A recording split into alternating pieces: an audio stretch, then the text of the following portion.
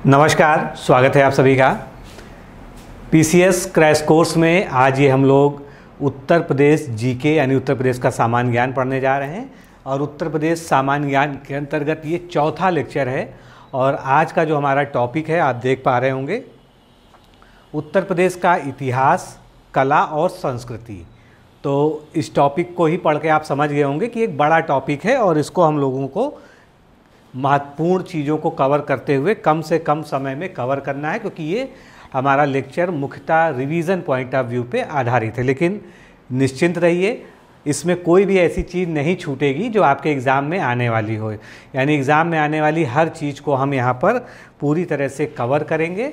यहाँ पर समय की ऐसी कोई बाध्यता नहीं है, इसलिए लेक्चर को पूरा देखिए और लेक्चर को रिपीट करके कम से कम 2 बार ज़रूर देखिए, तभी आपको जो है इस लेक्चर का असली लाभ जो है, जो असली जो है जीस्ट है, तब आपको समझ में आएगा।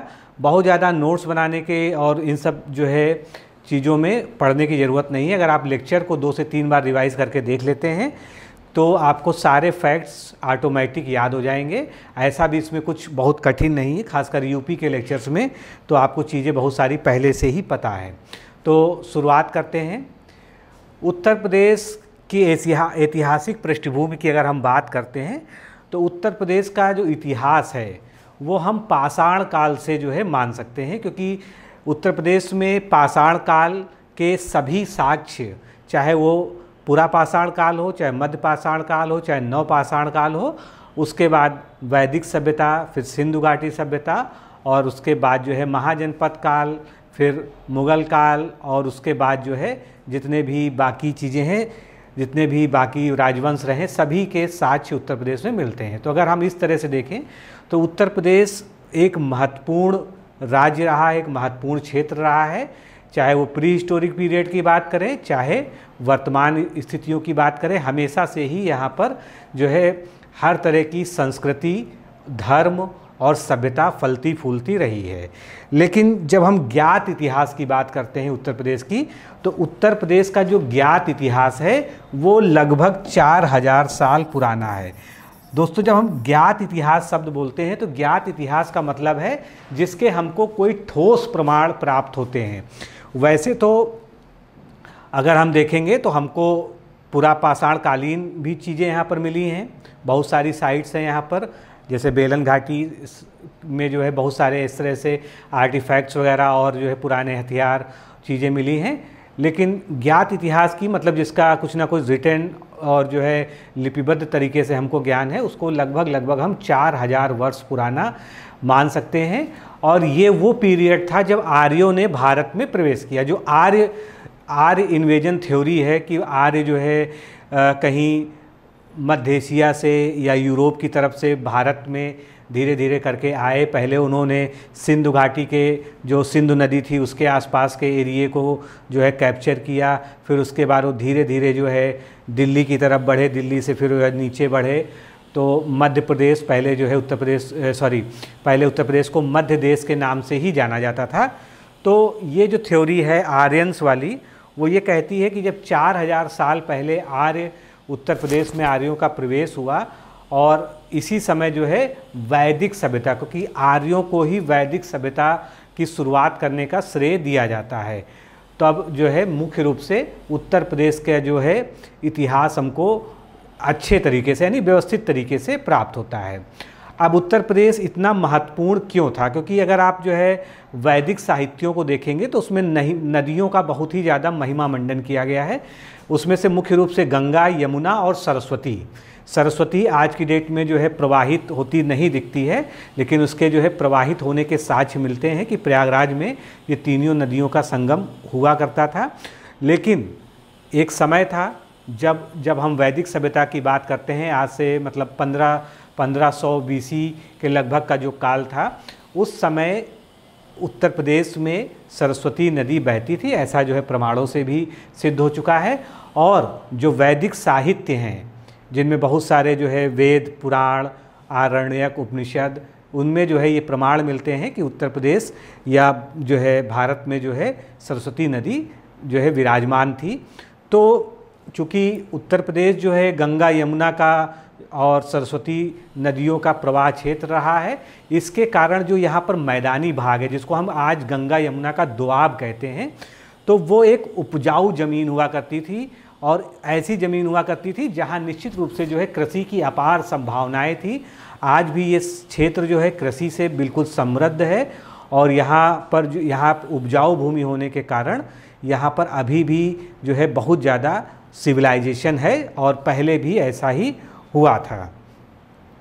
तो आर्यों का जो प्रारंभिक विस्तार था वो सिंधु नदी और सतलज के मैदानी भागों से होता हुआ फिर यमुना और गंगा के मैदानी की क्षेत्र होता हुआ आया, जिन्हें आज की डेट में हम दोआब कहते हैं।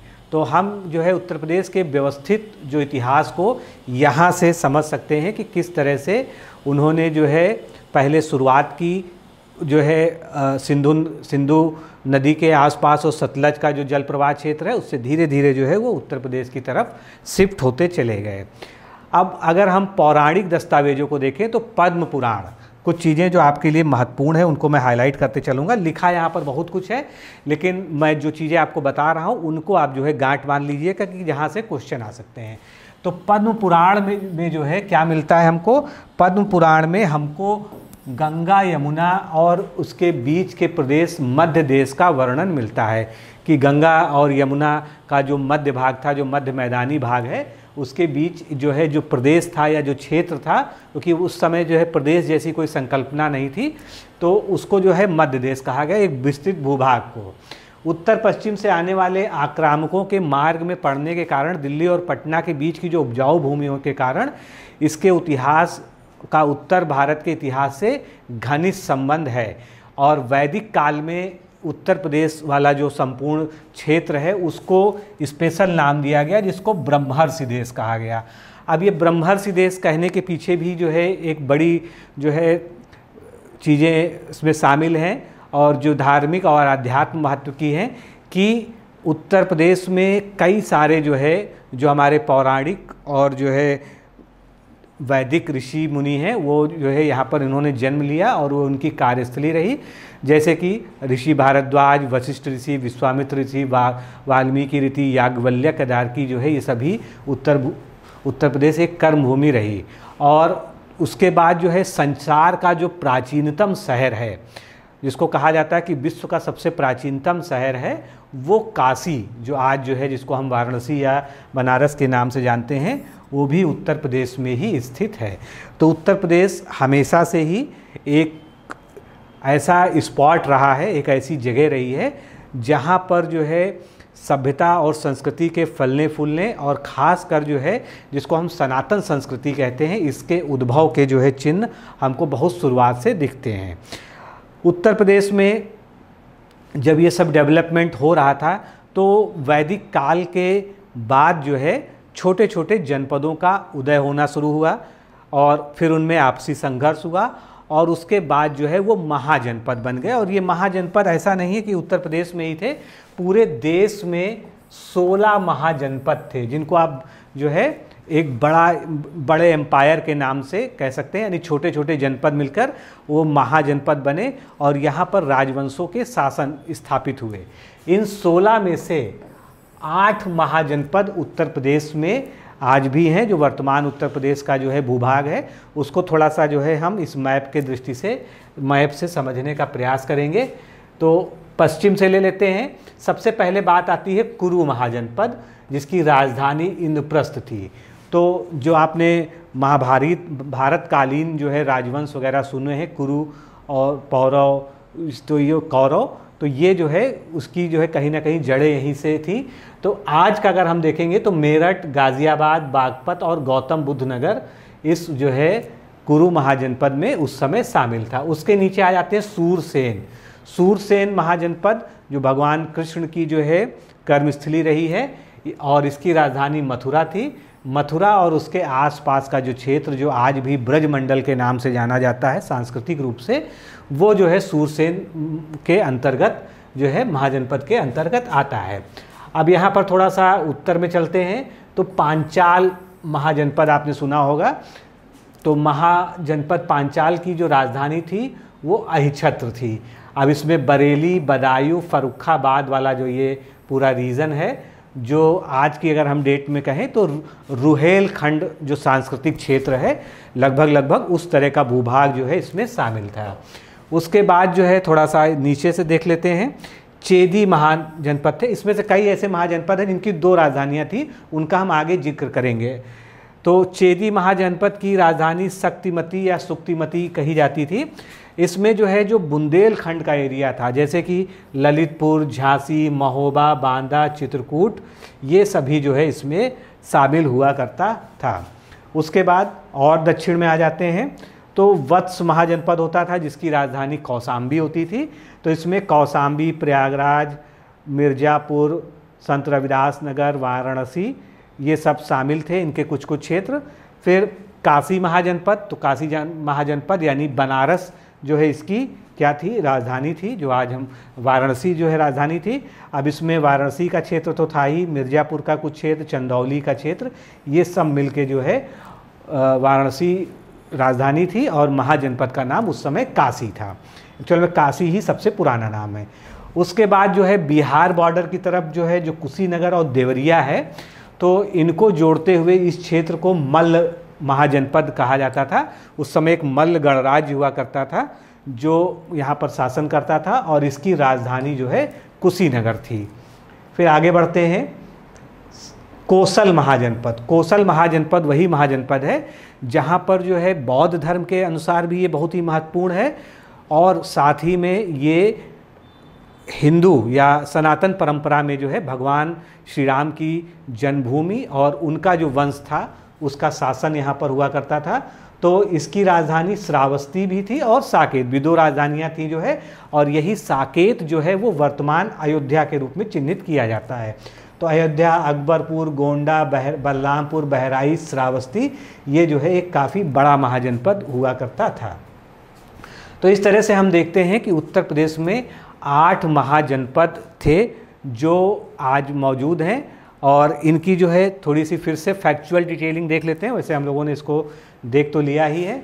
वत्स की सबसे बड़ी बात करें तो वत्स की राजधानी कौशाम्बी थी और वर्तमान जो है इसका क्षेत्र प्रयागराज था। जब हम क्षेत्र की बात करते हैं तो इसको डिस्ट्रिक्ट से कभी भी कंफ्यूज मत करिएगा, क्योंकि अगर हम ये कहें कि वर्तमान का जो इलाहाबाद या प्रयागराज है केवल उतनी ही इसकी सीमा थी, तो ऐसा कहना बिल्कुल गलत है, क्योंकि उस समय प्रयागराज जैसा कोई सीमांकन नहीं था। हो सकता है इसमें कौशाम्बी का भी थोड़ा एरिया आ रहा हो, उसके बगल का भी कुछ क्षेत्र आ रहा हो। तो आपको बस एक मोटा याद रखना कि प्रयागराज के आसपास या प्रयागराज को मिलाते हुए जो क्षेत्र था वो इसमें था।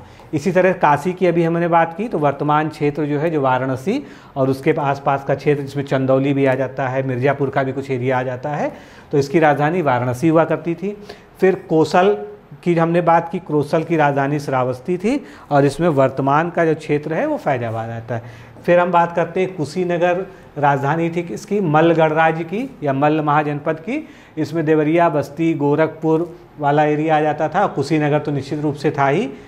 फिर पांचाल में अहिछत्र एवं काम्पिल, इसकी 2 राजधानियाँ हुआ करती थी और इसका जो वर्तमान क्षेत्र जो हम रिलेट कर पाते हैं वो बरेली, बदायूं और फर्रुखाबाद वाला था। चेदी महाजनपद, इसकी जो है राजधानी शक्तिमती या कहीं कहीं सुक्तिमती लिखा हुआ मिलता है। तो वर्तमान क्षेत्र बुंदेलखंड, जिसको अभी हम लोगों ने मैप में भी देखा था। फिर सूरसेन की बात करते हैं तो इसकी राजधानी मथुरा थी और मथुरा के आसपास जो है जो ब्रजमंडल वाला पूरा एरिया है वो इसमें आता था। कुरु की राजधानी इंद्रप्रस्थ थी जो मेरठ और उसके बाद जो है गाज़ियाबाद, गौतम बुद्ध नगर वाला एरिया है। तो इसमें वर्तमान क्षेत्रों में मेरठ, थानेश्वर और दिल्ली इत्यादि जो है शामिल है। तो इस तरह से ये पूरा जो है महाजनपद हो गया। यहाँ से बहुत सारे प्रश्न पहले पूछे जा चुके हैं। अब हम बात कर लेते हैं बौद्ध काल की, क्योंकि उत्तर प्रदेश जो है बौद्ध धर्म का पालना भी कहा जाता है। बौद्ध धर्म की जो विधिवत जो है आपको चीज़ें मिलती हैं, जैसे भगवान बुद्ध ने अपना प्रथम उपदेश जो दिया, महापरिनिर्वाण उनका जो हुआ, सर्वाधिक समय जो व्यतीत किया, तो उत्तर प्रदेश में पूरा एक बौद्ध सर्किट विकसित है जिसको हम आगे भी देखेंगे। लेकिन 7वीं शताब्दी ईसा पूर्व के अंत से उत्तर प्रदेश का व्यवस्थित इतिहास जो आरंभ होता है उसमें भगवान गौतम बुद्ध का जिक्र करना बहुत ही आवश्यक है। तो गौतम बुद्ध ने अपना पहला उपदेश, कई बार पूछा जा चुका है कहाँ पर दिया था, तो वाराणसी के निकट सारनाथ में उन्होंने अपना पहला उपदेश दिया था, जो आप देख सकते हैं। और वहीं से बौद्ध धर्म की एक औपचारिक रूप से नींव रखी गई। और ये बौद्ध धर्म केवल भारत में ही नहीं बल्कि वह चीन व जापान और बाकी जितने भी अदर कंबोडिया, लाओस जितने भी आसपास के एरिया हैं, तिब्बत है, तो इनमें फैलता चला गया। 483 ईसा पूर्व उत्तर प्रदेश के कुशीनगर में गौतम बुद्ध भगवान को महापरिनिर्वाण, जिसको हम कह सकते हैं कि मोक्ष प्राप्त हुआ था। और उत्तर प्रदेश पर शासन कर चुके महान शासकों में उसी परंपरा से चंद्रगुप्त प्रथम, अशोक, समुद्रगुप्त द्वितीय और आदि आते हैं। इसके अतिरिक्त हर्षवर्धन ने कानकुब्ज, जो वर्तमान में कन्नौज वाला क्षेत्र है, उसको अपनी राजधानी बनाया था। फिर आपने सुना होगा कि कन्नौज पर अधिकार के लिए त्रिगुटीय संघर्ष चला और कई 100 साल तक चला। तो इसमें कभी कभी पूछ लिया जाता है, मेन हिस्ट्री में पूछ लिया जाता है कि कन्नौज पर आधिपत्य को लेके दक्षिण के राष्ट्रकूट वंश ने, पश्चिम के गुर्जर प्रतिहार वंश ने और बंगाल के पाल वंश में कई वर्षों तक का लंबा संघर्ष चला। मतलब ऐसा नहीं कि एक वंश का एक ही में शामिल था। ये त्रिकोणीय संघर्ष बहुत लंबा चला और इसमें कई पीढ़ियां राजवंशों की लग गई। अंततः गुर्जर प्रतिहार वंश का राजा या गुर्जर प्रतिहार वंश इस त्रिकोणीय संघर्ष में सफल हुआ था। तो भगवान बुद्ध से संबंधित जो भी स्थल हैं उत्तर प्रदेश में, पर्यटन की दृष्टि से भी बहुत महत्वपूर्ण है और निश्चित रूप से धार्मिक रूप से भी महत्वपूर्ण है। तो उनको मिलाकर एक टूरिज्म, उत्तर प्रदेश टूरिज्म ने बौद्ध सर्किट या बौद्ध परिपथ का निर्माण किया है। मान लीजिए कोई कंबोडिया से उत्तर प्रदेश विजिट करने को आ रहा है तो उसको पूरा एक बौद्ध सर्किट का भ्रमण कराया जाता है। अब इसमें मुख्य महत्व की जगहें कौन कौन सी हैं, जैसे कि हमने कहा कपिलवस्तु। तो कपिलवस्तु जो आज सिद्धार्थ नगर में पिपरावा नामक स्थान है, उसको कहा जाता है। हालांकि इसको लेके मतभेद है, कुछ लोग कपिलवस्तु को नेपाल की तराई में, मतलब विधिवत नेपाल में जगह बताते हैं, और एक और वैज्ञानिक हैं पुरातत्वविद, वो विंसेंट स्मिथ वो कहते हैं कि ये वर्तमान में कपिलवस्तु में पिपरावा में है। यहाँ से बौद्ध स्तूप और उस तरह के काफ़ी पुरातन काल के प्रमाण खोजे गए हैं जो सिद्ध करते हैं कि कपिलवस्तु उत्तर प्रदेश में ही है। इसी तरह से दूसरा महत्वपूर्ण स्थल है श्रावस्ती। तो श्रावस्ती ये देखिए यहाँ पर श्रावस्ती है। श्रावस्ती तो पूरा जनपद ही है। अभी इनका क्या क्या महत्व है इनके बारे में हम बात करेंगे। सारनाथ वाराणसी में, जहाँ पर भगवान बुद्ध ने अपना पहला उपदेश दिया था, सारनाथ पहुँच जाते हैं। फिर हम कौशाम्बी की बात कर लेते हैं। कौशाम्बी देखिए यहाँ पर प्रयागराज और बनारस से जुड़ा हुआ। उसके बाद कुशीनगर की हम बात कर लेते हैं। कुशीनगर में यहाँ पर कुशीनगर है। उसके बाद संकिसा फर्रुखाबाद में है, जहाँ पर ये कहा जाता है कि भगवान बुद्ध को जब मोक्ष की प्राप्ति हो गई थी तो स्वर्ग से वो सीढ़ी बनाकर अपनी माता को दर्शन लेने के लिए उतरे थे। तो ये सब ये 5 मुख्य स्थल है। लेकिन ऐसा नहीं कि बौद्ध धर्म केवल ये 5 मुख्य स्थलों पर ही समाप्त हो जाता है। उत्तर प्रदेश में बहुत सारी और भी बौद्ध धर्म की ऐतिहासिक स्थल हैं, लेकिन जो मुख्य रूप से बौद्ध सर्किट जिनको नाम दिया गया है वो इनको जोड़ते हुए दिया गया है। तो बौद्ध परिपथ पर जो हम परिचर्चा कर रहे हैं, तो सबसे पहले कपिलवस्तु में जब भगवान बुद्ध का जो बचपन का नाम था वो सिद्धार्थ था, तो उन्होंने बाल्यावस्था से गृहस्थ होने तक और गृह त्याग का पूरा समय कपिलवस्तु में बिताया था। और जो हम बात कर रहे थे कि आर्कियोलॉजिकल खुदाई से और प्राचीन यात्रियों के विवरण से अधिकतर विद्वान कपिलवस्तु को नेपाल के तिलौरा कोट में मानते हैं। कहाँ मानते हैं? नेपाल के तिलौरा कोट में मानते हैं। और वहीं पर विंसेंट स्मिथ उनका मत है, वो भी एक पुरातत्वविद थे, कि उत्तर प्रदेश के सिद्धार्थ नगर के जिले के पिपरावा नामक स्थान पर जहाँ पर एक स्तूप पाया गया है, वो स्थल क्या होना चाहिए? वही स्थल कपिलवस्तु होना चाहिए। अब वास्तविकता क्या है इसके बारे में बहुत ज़्यादा बहस से कोई फ़ायदा नहीं है। तो जो जैसा मानता है उसी आधार पर उनको मान्यता दे दी गई। उत्तर प्रदेश में इसको माना जाता है कि कपिलवस्तु उत्तर प्रदेश में है। इसके बाद सारनाथ में उन्होंने अपना पहला सार्वजनिक प्रवचन दिया था या उपदेश दिया था। कौशाम्बी में उन्होंने बहुत सारे उपदेश दिए थे। श्रावस्ती में सबसे ज़्यादा समय रुकते थे वो, क्योंकि वर्षा काल में जो चौमासा होता है 4 महीने का, वो जो है हमेशा ज़्यादातर जो है श्रावस्ती में वो बिताते थे। कुशीनगर में उनको महापरिनिर्वाण प्राप्त हुआ था, यानी उनको जो है परम जीवन में उन्होंने प्रवेश किया था। और फर्रुखाबाद ज़िले में जो संकिसा है, वहाँ पर जो है पखना रेलवे स्टेशन से 7 मील की दूरी पर काली नदी के तट पर जो है जो संकिसा नामक स्थान है, वहाँ पर उन्होंने अपनी माँ को स्वर्ग से संबोधित करने के बाद जो है वो अवतीर्ण हुए थे। तो ये सब जो है मान्यताएं हैं, इनके बारे में हम जानते हैं। तो उत्तर प्रदेश के जो बौद्ध स्थल हैं उनके हम छोटी छोटी विशेषताओं को पहले समझ लें।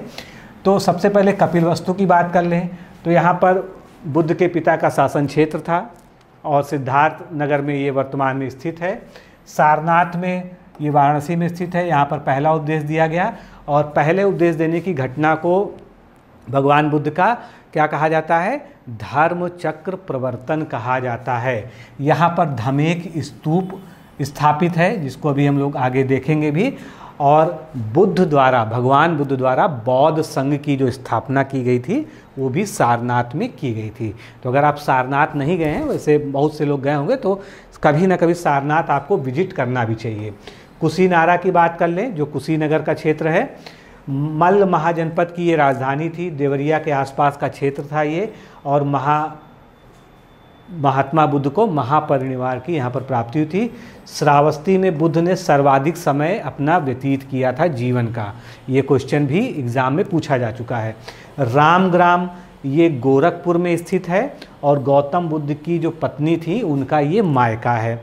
देवदह भी एक स्थल है जो नेपाल की सीमा पर महाराजगंज जिले में स्थित है उत्तर प्रदेश के, और महात्मा बुद्ध का ननिहाल के रूप में इसकी पहचान की जाती है।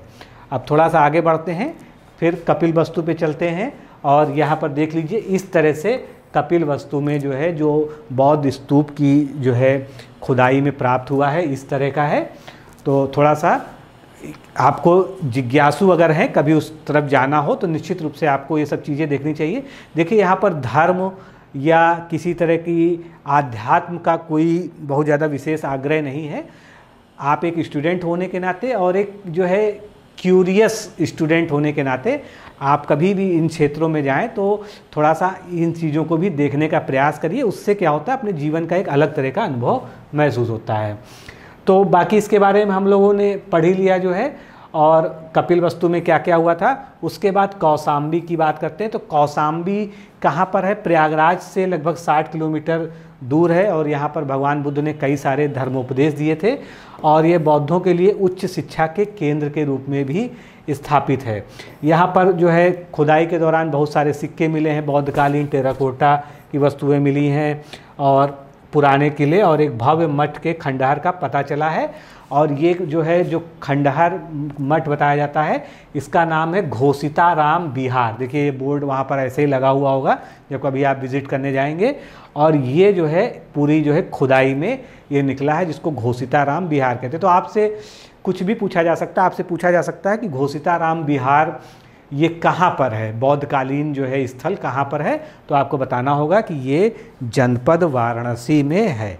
आगे बढ़ते हैं, सारनाथ की बात करते हैं। सारनाथ की विशेषताएं हमने देख ली। जब कभी आप सारनाथ गए होंगे या आप जाएंगे तो आप जो है इस तरह से सारनाथ को देखेंगे। और सारनाथ जो है केवल वाराणसी से 10 किलोमीटर दूर है और यहाँ पर धमेक स्तूप है। यही धमेक स्तूप का जो है यहाँ पर चित्र आपको दिखाया जा रहा है। आपसे क्वेश्चन पूछा जा सकता है कि धमेक स्तूप कहाँ पर है, तो आपको बताना होगा कि ये वाराणसी के सारनाथ में है, जहाँ भगवान बुद्ध ने अपना पहला प्रवचन दिया था। और यहाँ पर जो है 273 से 232 ईसा पूर्व में सम्राट अशोक द्वारा स्थापित चमकदार स्तंभ बौद्ध संघ की नींव की निशानी है। और इसी स्तंभ के ऊपर शेर को भारत के राष्ट्रीय प्रतीक के रूप में अपनाया गया है। तो अशोक से जुड़ा भी जो है ये स्थल है। फिर संकिसा की बात कर लेते हैं कि संकिसा आप जानते हैं फर्रुखाबाद में है। ये कुछ इस तरह से दिखता है। चित्र दिखाने का केवल यही आशय है कि आप थोड़ा सा समझ पाएँ कि चीज़ें किस तरह से वहाँ दिखती होंगी। तो जो मान्यता है बौद्ध धर्म में कि स्वर्ग से अपनी माँ को संबोधित करने के बाद भगवान बुद्ध ने यहाँ पर अवतरण लिया था, और ये फर्रुखाबाद जिले में काली नदी के तट पर बसंतपुर गांव के साथ जुड़ा हुआ है। सम्राट अशोक ने इस पवित्र स्थान को चिन्हित करने के लिए यहाँ एक स्तंभ बनवाया था, और वो स्तंभ जो है कुछ इस प्रकार का दिखता है। तो मुझे लगता है कि ये सब चीज़ें आपको याद रहेंगी। अब आगे बढ़ते हैं, श्रावस्ती की बात कर लेते हैं। श्रावस्ती बहराइच से नज़दीक है, 15 किलोमीटर की दूरी पर है। प्राचीन काल में ये कोसल साम्राज्य या कोसल महाजनपद की राजधानी थी, और बुद्ध ने अपनी दिव्य शक्तियों का प्रदर्शन कर उन लोगों को प्रभावित करने के प्रयास किए जो उनमें विश्वास नहीं करते हैं। बौद्ध जातक में ये सब कथाएँ आती हैं। ऐसा माना जाता है कि इसे पौराणिक राजा श्रावस्त द्वारा स्थापित किया गया था, तब इसका नाम श्रावस्ती पड़ा होगा। और यहाँ अपने भगवान बुद्ध ने अपने जीवन के 27 वर्ष बिताए थे। तो श्रावस्ती में जो स्ट्रक्चर मिला है बौद्धकालीन, वो कुछ इस तरह से दिखता है। अब कुशीनगर की बात कर लें तो कुशीनगर में एक महापरिनिर्वाण मंदिर बना है। ये भगवान बुद्ध को जो है, चूँकि वहाँ पर उन्होंने अपनी अंतिम सांस ली थी, अपने शरीर का त्याग किया था, उस घटना को महापरिनिर्वाण कहते हैं, जिसको हिंदू जो है मोक्ष कहते हैं, जैन धर्म में कैवल्य कहते हैं, और ईसाई धर्म में जो है जिसको लिबरेशन कहते हैं। तो इस तरह से हर धर्म में जो है अलग अलग संकल्पनाएं हैं कि हमको जब एब्सोल्यूट फ्रीडम मिलेगी, अल्टीमेट फ्रीडम मिलेगी, तो उसको क्या कहा जाएगा। तो कुशीनगर में ये गोरखपुर से लगभग 50 किलोमीटर की दूरी पे इस तरह से महापरिनिर्वाण मंदिर बना है। और यहाँ पर जो है खुदाई हुई, वहाँ पता चलता था कि 11वीं शताब्दी में यहाँ पर भिक्षुओं का एक बड़ा संप्रदाय रहता है। आगे बढ़ते हैं हम। उत्तर प्रदेश में बौद्ध धर्म जितना महत्वपूर्ण है, उतना ही महत्वपूर्ण यहाँ पर जैन धर्म है, क्योंकि जैन धर्म का उत्तर प्रदेश में, और बौद्ध धर्म और जैन धर्म आप जानते हैं लगभग पैरेलल हैं। और एक समय था कि भगवान बुद्ध और भगवान महावीर दोनों लोग जो है एक साथ जो है धरती पर विचरण कर रहे थे। धरती पर जो है अपनी अपनी जगहों पर, जिसको बिहार कहते हैं, विचरण करने को बौद्ध साहित्यों में। तो कई बार ऐसा हुआ कि बहुत पास पास थे, लेकिन ये भी ऐसा भी जो है लिखा हुआ मिलता है कि कभी भी दोनों ही जो है भगवानों की आपस में भेंट नहीं हुई, जबकि वो कभी कई जगह पर आसपास से बहुत पास से गुजरे थे। तो बौद्ध धर्म के साथ साथ जैन धर्म भी जो है एक आंदोलन की तरह हो रहा था, और जैन धर्म के प्रवर्तकों को तीर्थंकर कहा जाता है। तीर्थंकर का मतलब ये होता है ऐसा सिद्ध पुरुष जो तीर्थ स्थापित कर दे। तीर्थ का मतलब ये है कि जीवन में किस तरह से आपको मुक्ति पानी है उसका दर्शन करा दे, यानी वो एक तीर्थ स्थापित कर दे। आज भी जो तीर्थ होते हैं उसका शाब्दिक अर्थ या जो है जो नॉर्मल अर्थ वो यही होता है कि वो आपकी इस चीज़ की याद दिलाते हैं कि आप में एक मानव होने के नाते क्या क्या जो है आप अपने जीवन में कर सकते हैं। तो जैन धर्म में जैसा कि प्रचलित मान्यता है कि 24 तीर्थंकर हुए हैं, और इसमें से ऋषभदेव या जो आदिनाथ हैं वो पहले तीर्थंकर थे, और भगवान महावीर स्वामी अंतिम तीर्थंकर थे। तो उत्तर प्रदेश में जैन धर्म इतना ज़्यादा क्यों महत्व रखता है, उसकी पीछे वजह है कि जो अयोध्या है इसमें कुल 5 तीर्थंकरों का जन्म हुआ था, और इनके नाम है क्रमशः ऋषभदेव या आदिनाथ हो गए, फिर अजितनाथ, अभिनंदन नाथ, सुमतिनाथ और अनंतनाथ। ये सभी जो है जैन धर्म के तीर्थंकर हैं। और जैन तीर्थंकरों की स्मृति में अयोध्या में एक दिगंबर जैन मंदिर भी है, उसके बारे में हम लोग डिटेल में भी पढ़ेंगे। जैन साहित्य के अनुसार ऋषभदेव के पुत्र भरत थे, और इन्हीं के नाम पर हमारे देश का नाम भारत पड़ा। और यहाँ पर ये भी जो है एक जो है अच्छा संयोग है कि भगवान श्री राम जिस वंशावली में उत्पन्न हुए थे, जिसको इक्ष्वाकु वंश कहा जाता है, उसी वंश की परंपरा में ये सभी तीर्थंकर भी हुए थे। जैन धर्म के 23वें तीर्थंकर पार्श्वनाथ स्वामी थे। इनका जन्म वाराणसी में हुआ था, तो इनको वाराणसी से आप जोड़ सकते हैं, और वाराणसी में इनका अश्वसेन के घर इनका जन्म हुआ था। और जैन धर्म के 24वें तीर्थंकर महावीर स्वामी का जन्म 599 ईसा पूर्व वैशाली के निकट कुंड ग्राम में हुआ था। इन्होंने अपना अंतिम उपदेश मल्ल गणराज्य की राजधानी पावा में दिया था। ये पावा कहाँ पर है? वर्तमान में नालंदा जिले में है, बिहार में इसको पावापुरी कहते हैं और ये बहुत प्रसिद्ध तीर्थ है और उनको जो है यहीं पर निवाण 527 ईसा पूर्व में प्राप्त हुआ था। तो ये थोड़ा सा संक्षिप्त उसके बारे में है। इसके अलावा मथुरा तो जैन आर्किटेक्ट या जैन कला का जो है पूरा एक जो है क्या है, एक प्रतीक चिन्ह है। काशी, अयोध्या, महोबा, श्रावस्ती आदि उत्तर प्रदेश में जैन धर्म के महत्वपूर्ण तीर्थ स्थल हैं। मथुरा कला के अंतर्गत जैन धर्म के तीर्थंकरों की मूर्तियों का निर्माण कराया गया और मौर्योत्तर काल में मथुरा जैन धर्म का एक प्रसिद्ध केंद्र था। कई सारे जो है मौर्य राजा ऐसे भी रहे हैं जिन्होंने जैन धर्म भी स्वीकार कर लिया था। अब जल्दी जल्दी जो है कुछ हम प्रमुख जो है स्थल देख लेते हैं जैन धर्म के। हालांकि बहुत सारे हैं लेकिन हम 7-8 की बात कर लेते हैं जिससे आपको याद रह जाए नाम से। तो बनारस की अगर हम बात करें तो बनारस में भदैनी घाट है। जिस तरह से वहाँ से विभिन्न घाट हैं गंगा के, तो वहाँ पर 7वें तीर्थंकर भगवान सुपार्श्वनाथ का जन्म स्थान है। और ये आप देख पा रहे होंगे, ये जो है उनके मंदिर की ही जो है इमेजेस हैं। और भेलूपुर में 23वें तीर्थंकर भगवान पार्श्वनाथ की जन्मभूमि है और शहर में और भी कई मंदिर हैं इससे रिलेटेड जो दर्शनीय हैं। इसके बाद सिंहपुरी एक जगह बनती है, ये भी बनारस में ही है, बनारस से 7 मील की दूरी पर है। यहाँ पर भगवान श्रेयांसनाथ के गर्भ जन्म तप से 3 कल्याणक हुए हैं। देखिए कल्याणक शब्द सुना है तो थोड़ा सा इसके बारे में जान भी लेते हैं। जैन धर्म में 5 तरह के कल्याणक माने जाते हैं जो गर्भ में आने से और मुक्ति यानी निर्वाण प्राप्त करने तक के बीच की 5 अवस्थाएं होती हैं। तो श्रेयांसनाथ भगवान के गर्भ, जन्म और तप यानी तीनों जो है उन्होंने यहीं पर जो है उनका हुआ था। तो ये 3 कल्याणक हुए और वैसे जो है कुल 5 कल्याणक होते हैं जो कोई भी तीर्थंकर जो है अपने जीवन में करता है। श्रेयांसनाथ भगवान जैन धर्म में वर्तमान अवसर्पिणी काल के 11वें तीर्थंकर हैं।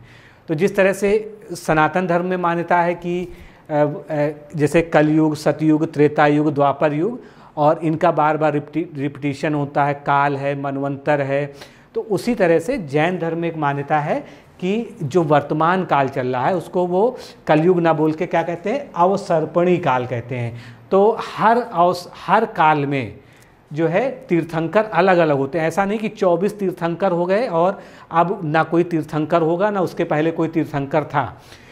ये जो अवसर्पणी काल है इसमें 24 तीर्थंकर हो चुके हैं और अब कोई तीर्थंकर जो है अवसर्पणी काल में नहीं होगा। अगला जो है काल होगा जैन धर्म के अनुसार उसमें फिर से तीर्थंकर आएंगे। तो ये कुल जो है इसका मतलब है। अब इनका जन्म जो है सिंहपुर वाराणसी जिसकी हम बात कर रहे हैं और इनका निर्वाण स्थान समेत शिखर में माना जाता है और हर तीर्थंकर का जैन धर्म में एक चिन्ह होता है। तो इनका प्रतीक चिन्ह गैंडा है, इनके बारे में आपने पढ़ा ही हुआ। फिर ऐसे ही बनारस से ही 13 मील की दूरी पर, सारनाथ से लगभग 7 मील की दूरी पर गंगा किनारे एक चंद्रपुरी नामक स्थान है। अब ये चंद्रपुरी जो है यहाँ पर भगवान चंद्र प्रभु का जन्म हुआ था। जैन धर्म के ये कौन से तीर्थंकर हैं, ये 8वें तीर्थंकर हैं और वाराणसी के चंद्रपुरी के सम्राट राजा महासेन और उनकी रानी सुदक्षिणा के ये सुपुत्र थे। तो आप देख सकते हैं ये मूर्तियां हैं और भी तीर्थंकरों की हैं और इस तरह से कुछ जो है मंदिर वहाँ पर दिखता होगा। कभी बनारस विजिट करिए और आपको हिस्टोरिकल प्लेसेस में अगर इंटरेस्ट है तो ये सब भी जो जगहें आपको ज़रूर देखनी चाहिए। फिर प्रयाग की बात कर लेते हैं। तो प्रयाग में त्रिवेणी संगम के पास एक पुराना किला है, बहुत ही फेमस है और वहाँ पर किले के भीतर ज़मीन के अंदर एक अक्षय वट है, बहुत बड़ा है, उसको अब संरक्षित घोषित कर दिया गया है। इसे जो है कहा जाता है कि ये श्री ऋषभ देव ने यहाँ पर तप किया था। ऋषभ देव कौन है? अभी हमने शुरुआत में बात की थी, जैन धर्म के पहले तीर्थंकर हैं, प्रथम तीर्थंकर हैं ऋषभ देव भगवान और इन्हें आदिनाथ भी कहा जाता है। तो इस तरह से कुछ जो है जो वहाँ पर स्थल है प्रयागराज में पुराने किले का वो इस तरह से दिखता है और इस प्रकार से अंदर जो है मूर्ति भी स्थापित है। आगे बढ़ते हैं। अभी हमने बात की थी अयोध्या, क्योंकि अयोध्या में 5 तीर्थंकरों का जन्म हुआ था, इसलिए अयोध्या अगर देखा जाए तो जैन धर्म के प्रमुख स्थलों में से उत्तर प्रदेश में एक है।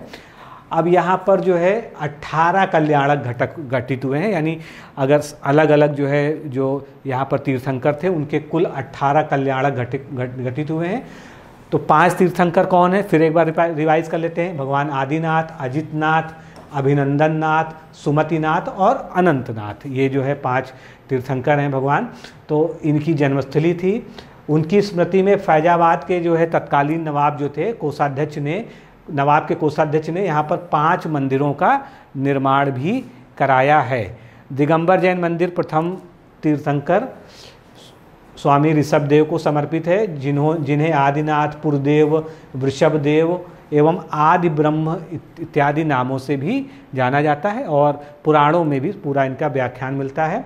आधुनिक समय में यह बड़ी मूर्ति के नाम से भी प्रसिद्ध है। यहाँ अयोध्या के रायगंज नामक स्थान पर ऋषभदेव जी की कितनी ऊंची मूर्ति है? 31 फीट ऊंची मूर्ति है। आगे बढ़ते हैं, श्रावस्ती की बात कर लेते हैं। तो श्रावस्ती में बहराइच से 29 मील की दूरी पर भगवान संभवनाथ की पवित्र जन्मभूमि है। ये भी तीर्थंकर हैं और उनके 4 कल्याणक 5 में से यहीं पर हुए थे। ये आपके पीछे हैं, देख सकते हैं किस तरह से जो है वो मंदिर है वहाँ पर। फिर हम बात करते हैं कौशाम्बी की। तो कौशाम्बी जो है ये भी प्रयागराज के पास में ही है और फफौसा ग्राम के पास यहाँ पर पद्म प्रभु स्वामी के 4 कल्याणक हुए थे। तो आप देख सकते हैं। इसके बाद जो है अगला महत्वपूर्ण स्थल है काम्पिल्य। काम्पिल्य जो है कानपुर कासगंज लाइन पर है और कायमगंज स्टेशन से 8 मील दूर है। यहाँ पर 13वें तीर्थंकर श्री विमलनाथ भगवान के 4 कल्याणक कौन कौन से? गर्भ, जन्म, तप और ज्ञान। अब 5वां कल्याणक कौन सा बचता है? जिसको हम निर्वाण या मोक्ष कहते हैं। तो अगर कभी आपसे पूछ लिया जाए कि 5 कल्याणक कौन से होते हैं तो आपको कम से कम एक सामान्य रूप से पता होना चाहिए कि 5 कल्याणक कौन कौन से होते हैं। पहला गर्भ होता है, माँ के गर्भ में स्थापित होना।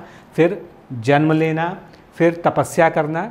तपस्या करेंगे तो क्या होगा? ज्ञान की प्राप्ति होगी और ज्ञान जब जिसको हो जाएगा वो मोक्ष की प्राप्ति हो जाएगी। तो ये जैन धर्म के 5 कल्याणक हैं।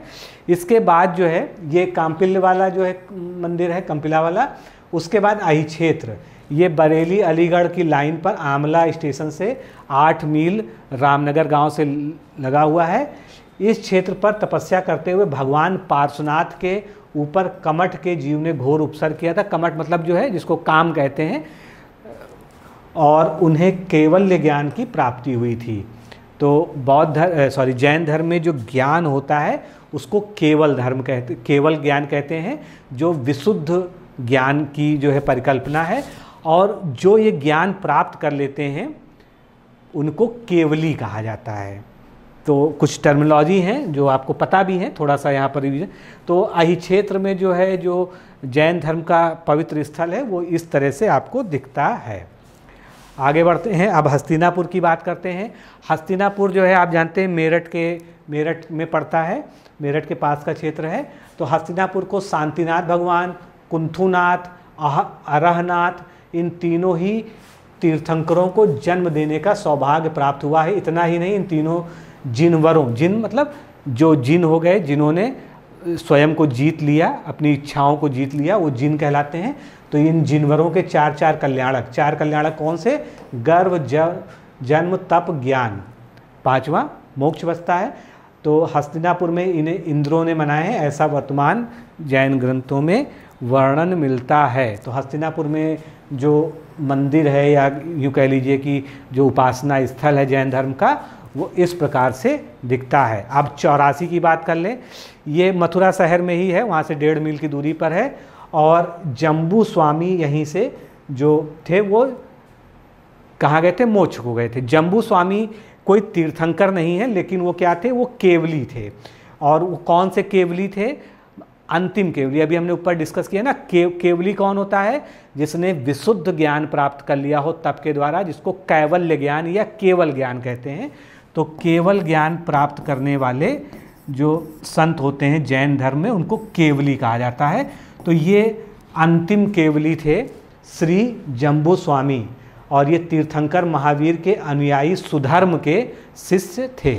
तो ये भी जो है 84 नाम से ये जगह है जो मथुरा शहर में है, महत्वपूर्ण है।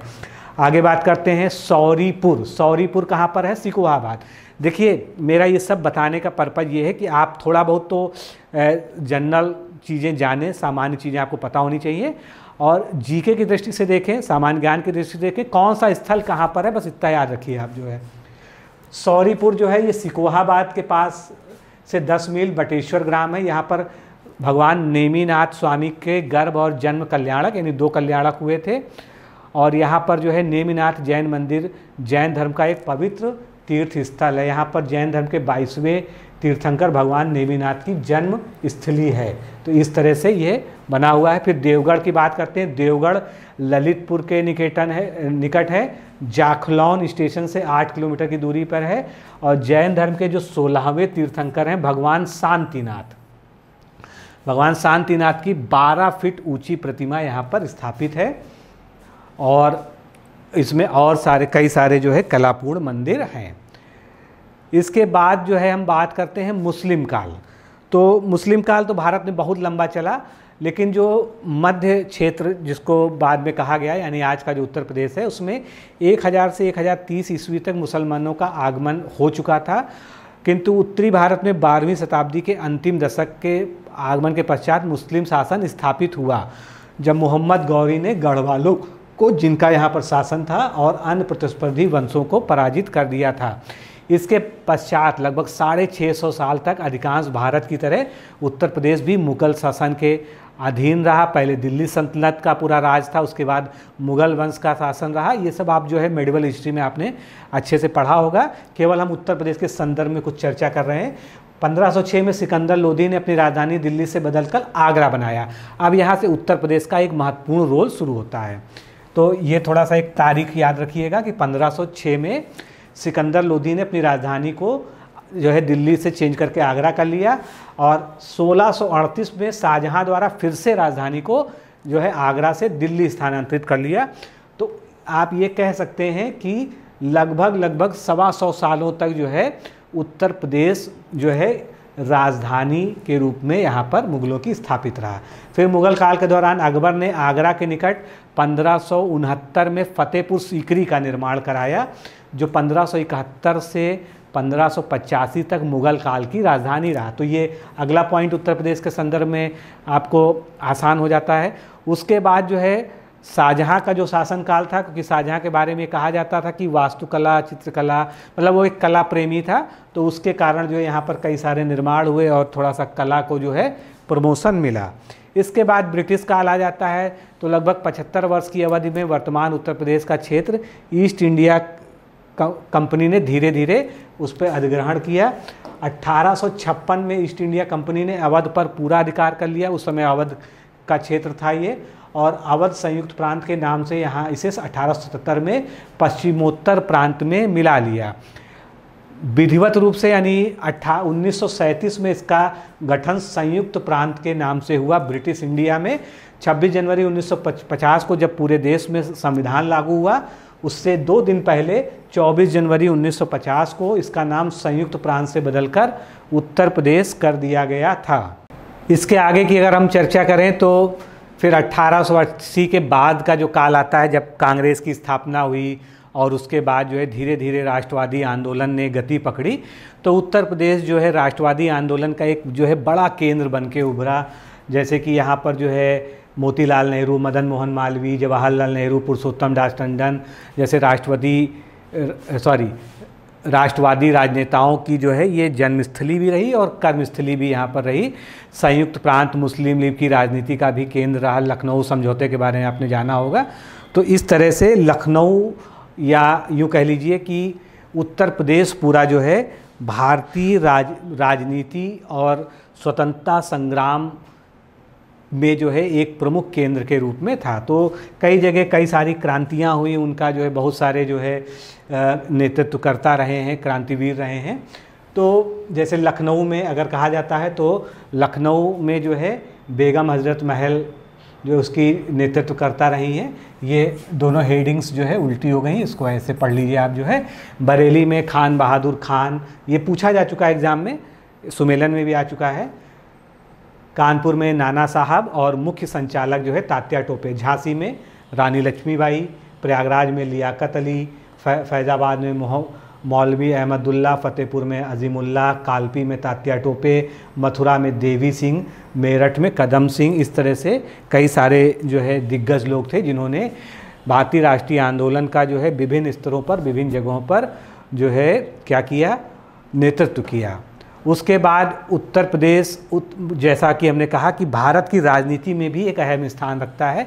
उत्तर प्रदेश ही एक ऐसा राज्य है जहां से सर्वाधिक प्रधानमंत्री, कुल 8 की संख्या में उत्तर प्रदेश ने प्रधानमंत्री दिए हैं, जिनमें शामिल हैं जवाहरलाल नेहरू, लाल बहादुर शास्त्री, इंदिरा गांधी, राजीव गांधी, चौधरी चरण सिंह, वीपी सिंह, अटल बिहारी वाजपेयी इत्यादि जो है प्रमुख रूप से शामिल हैं। आज भी अगर देखा जाए तो भारत की जो केंद्रीय राजनीति है उसमें उत्तर प्रदेश का जो है प्रभाव परिलक्षित होता है।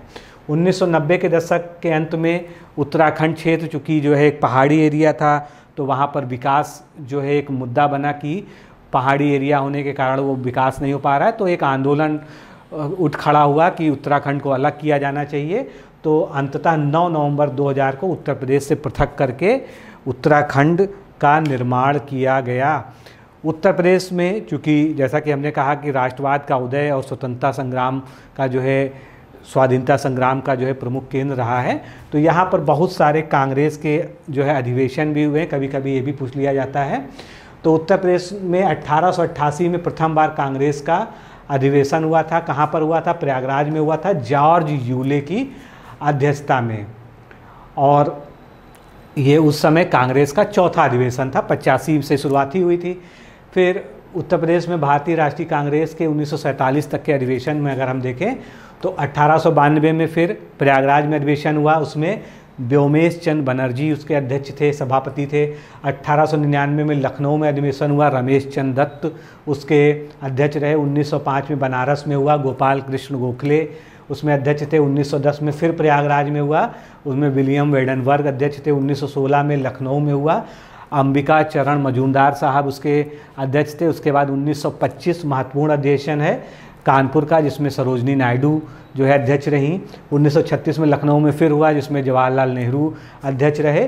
और 1946 में स्वतंत्रता प्राप्ति के 1 साल पहले मेरठ में अधिवेशन हुआ था कांग्रेस का, भारतीय राष्ट्रीय कांग्रेस का, जिसमें जेबी कृपलानी मुख्य रूप से उसके जो है सभापति या अध्यक्ष थे। अब आते हैं उत्तर प्रदेश का पुरातात्विक महत्व की बात करते हैं। तो उत्तर प्रदेश में कई सारे पुरातात्विक स्थल हैं और सभी काल के स्थल उत्तर प्रदेश में मौजूद हैं। ऐसा काल कोई नहीं कहा जा सकता है जिस संस्कृति या जिस काल के उत्तर प्रदेश में कोई भी स्थान ना मिले हो। तो लहुरा देव कहाँ पर है? संत कबीर नगर में है, सिमरियावा तहसील में है।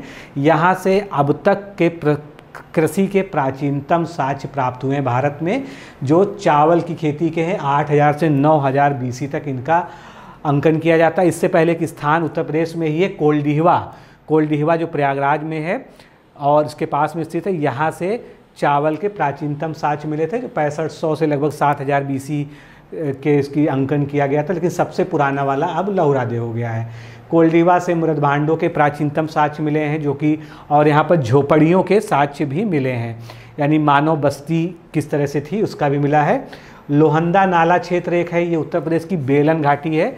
बेलन घाटी मुख्यतः वो एरिया है जो प्रयागराज मिर्जापुर में जो है, जो बेलन नदी का प्रवाह होता है। तो ये एक पूरा पाषाणकालीन स्थल है, यहाँ से अनेक पाषाणकालीन उपकरण प्राप्त हुए हैं। लोहंदा नाला क्षेत्र से एक अस्थि निर्मित मातृ देवी की प्रतिमा जैसा स्ट्रक्चर प्राप्त हुआ है। हालांकि कुछ विदेशी जो है उत्खनन करता या जो है पुरातत्वविद जो है उसको एक भाले की नोक मानते हैं, लेकिन यहाँ पर जो है भारत में, मतलब जो प्रयागराज के खासकर BHU और जो है इलाहाबाद विश्वविद्यालय के शोधकर्ता हैं, उन्होंने जो है उसको मातृ देवी की संज्ञा दी है। बेलन नदी घाटी जो है पूरा पाषाण काल, मध्य पाषाण काल और नवपाषाण काल, तीनों ही कालों के यहाँ पर साक्ष्य मिले हैं। और इसके जो उत्खनन का पूरा श्रेय है वो प्रोफेसर GR शर्मा को जो है मुख्य रूप से दिया जाता है। यहाँ से नवपाषाणकालीन उपकरण और औजारों की खोज 1860 में उत्तर प्रदेश में ली मेस्वियर के द्वारा की गई थी। बिंद क्षेत्र में बेलन घाटी क्षेत्र और मिर्जापुर में नवपाषाण काल के अनेक स्थल मिले हैं। अनेक जो है यहाँ पर गुफाएं मिली हैं जिन पे जो है उस काल की चित्रकारी की हुई है। अतरंजी खेड़ा उत्तर प्रदेश में एक महत्वपूर्ण ऐतिहासिक स्थल है, जहाँ से लोहे के प्रयोग के सबसे पुराने साक्ष्य मिलते हैं, इसलिए इसको ध्यान रखिएगा। अतरंजी खेड़ा पूछ लिया जाए आपसे कहाँ पर है, तो आपको बताना होगा अतरंजी खेड़ा एटा ज़िले में है। 1960 में सबसे पहले अतरंजी खेड़ा नामक स्थल से काले व लाल मृदभांड संस्कृति के साक्ष्य मिले हैं। उसके पास जोधपुर, जो कि जोधपुरा जो जयपुर में, और नोह भरतपुर में इसी संस्कृति के साक्ष्य मिले हैं। काले व लाल मृदभांड संस्कृति का विशिष्ट लक्षण क्या है कि बर्तन के जो अंदर का भाग था और बाहर के भाग का किनारे लाल रंग के थे और ये किनारे काले रंग के थे, शेष भाग जो है लाल, यानी लाल और काला एक साथ उसमें मिश्रण दिखता है। अतरंजी खेड़ा से गैरिक मृदभांड संस्कृति के पश्चात काले एवं लाल मृदभांड संस्कृति का साक्ष्य प्राप्त होता है। और उत्तर प्रदेश में मेरठ जिले के यमुना की सहायक नदी हिंडन नदी पर इस स्थित पुरास्थल की खोज 1958 में यज्ञदत्त शर्मा के द्वारा की गई थी, जो कि एक रिनाउंड जो है पुरातत्वविद हैं। उसके बाद कुछ और स्थलों की बात कर लेते हैं। बस आप स्थल याद रखिए किस काल से संबंधित हैं और वो स्थल पर्टिकुलरली किस जिले में है आज के, इतना याद रखिए। अब नवपाषाण कालीन स्थल अगर कहें तो 3 प्रमुख हैं। कोल्डिहवा है, जहाँ से बताया गया कि चावल के साक्ष्य मिले थे, प्रयागराज के पास है। चौपानी मुंडो है और महगरा है। तो मगहरा की बात कर लेते हैं। ये कहीं कहीं पे मगाहारा भी लिखा रहता है। गंगा नदी के दक्षिण पश्चिम में बिंद क्षेत्र के उत्खनन में गोलाकार झोपड़ियों के प्रमाण मिले हैं और धान और जौ की खेती तथा पशुओं के बाड़े के भी साक्ष्य मगाहर से मिले हैं। चौपानी मोंडो की बात कर लेते हैं तो प्रयागराज के निकट स्थित है। इस स्थान से मधुमक्खी के छत्ते जैसी झोपड़ियाँ और ज्यामितीय आकृति के सूक्ष्म पाषाण व हस्तनिर्मित मृदभांड के प्रमाण प्राप्त हुए हैं। विश्व का सबसे प्राचीनतम मृदभांड का साक्ष्य चौपानी मांडो से ही प्राप्त होता है। आगे बढ़ते हैं। उत्तर प्रदेश ताम्र निधान संस्कृति, यानी कि यहाँ पर जो है जो चारकोलिथिक जो ताम्र कालिक युग था उसके भी साक्ष्य मिलते हैं। तो ताम्र संचय का सबसे पहला साक्ष्य कहाँ से मिलता है? 1822 में कानपुर के पास बिठूर से मिलता है। अब तक ताम्र संचय के कुल 85 स्थान प्रकाश में आए हैं। इसमें सबसे बड़ा भंडार मध्य प्रदेश के गंगेरिया से प्राप्त हुआ है। संचय का मतलब है कि एक साथ वहाँ पर तांबे को जो है निष्कर्षित किया जाता था, वहाँ पर उसका संचय करके यहाँ से कुल 484 उपकरण प्राप्त हुए हैं। और ताम्र संचय के सबसे अधिक स्थल अभी तक उत्तर प्रदेश से प्राप्त हुए हैं। लगभग ये कितने स्थल हैं? 35 स्थल हैं। तो जो मुख्य बातें हैं उनको ध्यान रखते चलिए। इटावा के पास एक साईपाई नामक स्थान है, इटावा जिला जो है, वहाँ से ताम्र संचय के साथ साथ गैरिक मृदभांड भी प्राप्त हुए हैं। इसी आधार पर ताम्र संचय का संबंध गैरिक मृदभांड संस्कृति से भी जो है कनेक्शन देखा जाता है। गैरिक कलर जो है कौन सा कलर होता है? जिसको हम आज की डेट में गेरुआ कहते हैं, उसको संस्कृत में गैरिक कहते हैं।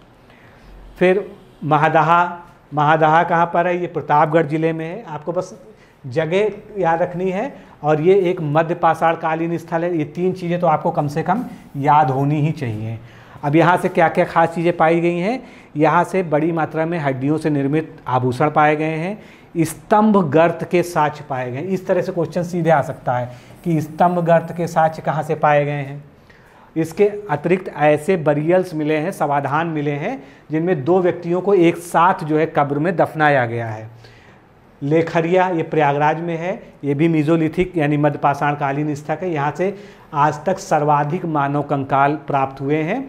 लेकरिया से 17 नरकंकाल प्राप्त हुए, जिनमें से अधिकांश के सिर पश्चिम दिशा में थे और पैर पूरब दिशा में थे। दमदमा ये भी प्रतापगढ़ में है।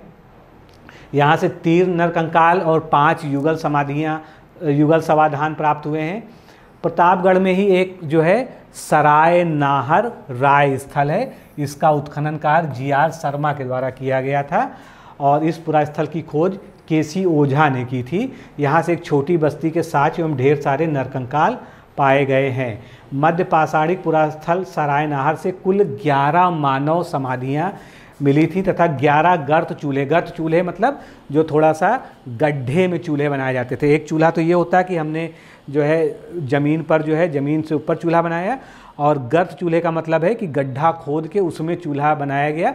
उसका क्या फ़ायदा है कि बरसात और जब तेज़ हवा चल रही तब भी वो चूल्हा बुझेगा नहीं।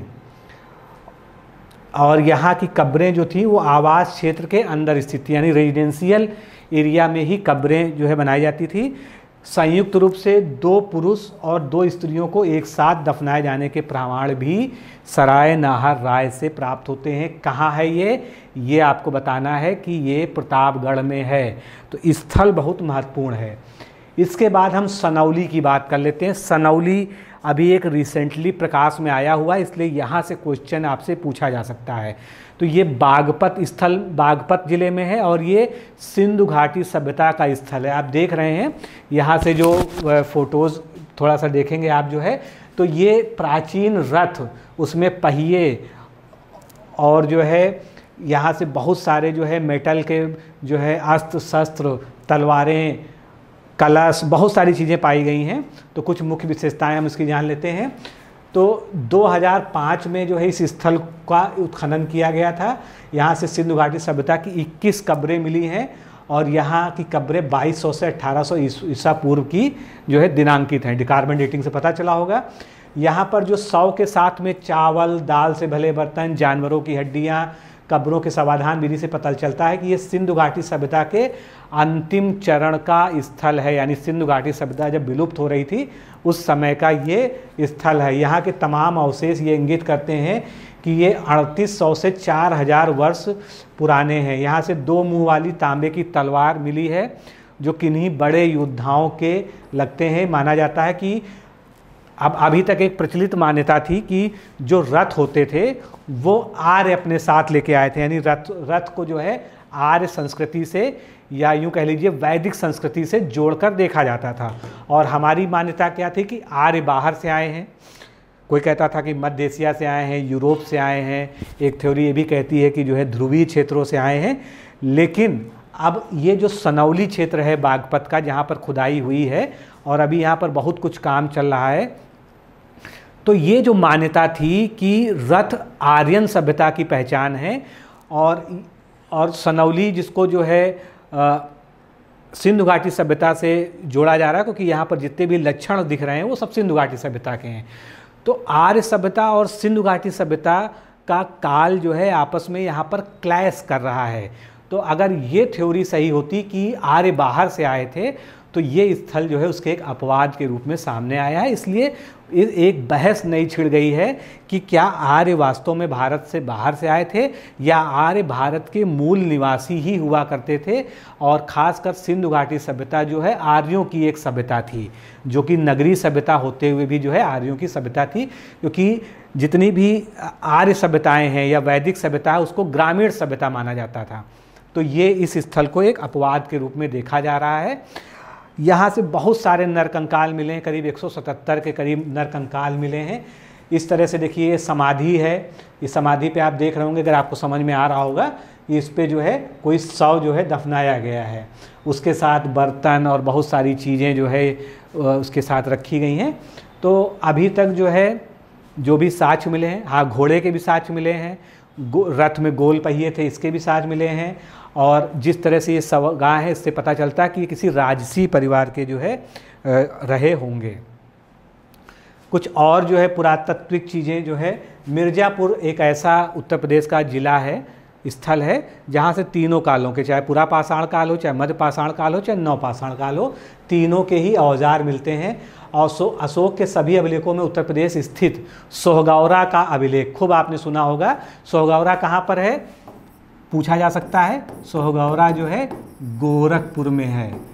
तो कुछ मुख्य बातें याद रखिएगा।